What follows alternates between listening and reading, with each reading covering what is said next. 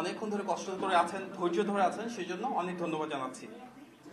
আমরা আজকে এখানে প্রেস কনফারেন্সে উপস্থিত হয়েছি। আমার সাথে রয়েছেন আমাদের বিএনপি মিডিয়া সেলের আহ্বায়ক প্রফেসর মওদুদ হোসেন আলমগীর পাগল ভাই, রয়েছেন আমাদের নির্বাচন পরিচালনা কমিটির সদস্যবৃন্দ জোবাইর বাবু ভাই, মুস্তাকুর রহমান ভাই, রয়েছেন মিডিয়া সেলের সদস্য শাহরুল কবির খান ভাই, রয়েছে বাংলাদেশ জাতীয়তাবাদী ছাত্র দলের কেন্দ্রীয় সভাপতি রাকিবুল ইসলাম রাকিব ভাই, এবং রয়েছে সিনিয়র যুগ্ম সচিব শ্যামল মালুম ভাই।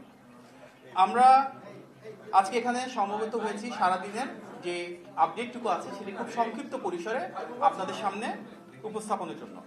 আপনারা ইতিমধ্যে অবগত আছেন যে বিএনপি চেয়ারম্যান আমাদের নেতা জনাব তারেক রহমান তার দুটি নির্বাচনী আসন বগুড়া 6 এবং ঢাকা 17-তে ইতিমধ্যে বেসরকারিভাবে বিজয়ী হয়েছে, আলহামদুলিল্লাহ।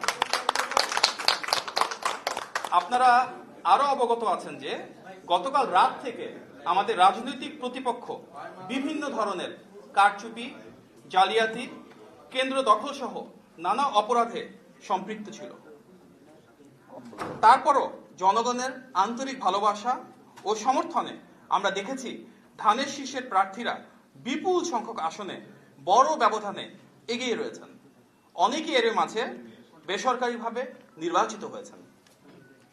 জনগণের ভালোবাসায় সিক্ত দল বিএনপি ইনশাল্লাহ জনসমর্থন নিয়ে 2/3 বেশি আসনে বিজয়ী হয়ে সরকার গঠন করবে।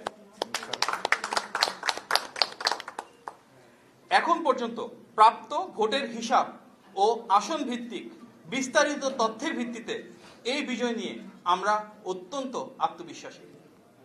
আপনারা নিশ্চয়ই দেখেছেন আজকেও দেশ জুড়ে বিভিন্ন জায়গায় অনেক ধরনের কারচুপি, জালিয়াতি এবং সহিংসতার ঘটনা ঘটেছে। বিশেষভাবে নির্দিষ্ট কিছু আসনে নির্দিষ্ট কিছু প্রার্থীকে বিজয়ী করে আনার জন্য এক ধরনের ইলেকশন ইঞ্জিনিয়ারিং আজকে হয়েছে। এটা বিশ্বাস করার যথেষ্ট কারণ রয়েছে আমাদের হাতে।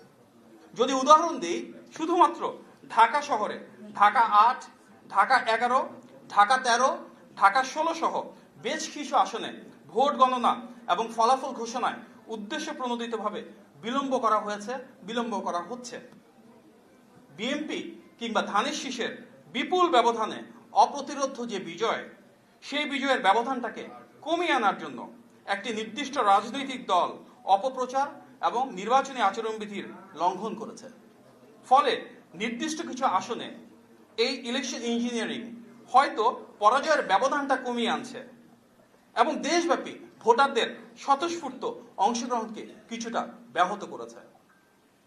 আপনারা আজকে সারাদিন আমাদের সাথে সময় দিয়েছেন, সেজন্য আন্তরিকভাবে ধন্যবাদ জানাচ্ছি। এবং গণতন্ত্রকামী মানুষ যে উৎসাহ এবং উদ্দীপনার মাধ্যমে দীর্ঘ 18 বছর পর তাদের ভোটাধিকার প্রয়োগ করেছেন এবং পছন্দের প্রার্থীকে ভোট দিয়েছেন, এই জন্য আন্তরিকভাবে শুভেচ্ছা জানাই। আপনাদের সবাইকে ধন্যবাদ। সালাম, আসসালামু আলাইকুম। আজকে কোনো প্রস্তাব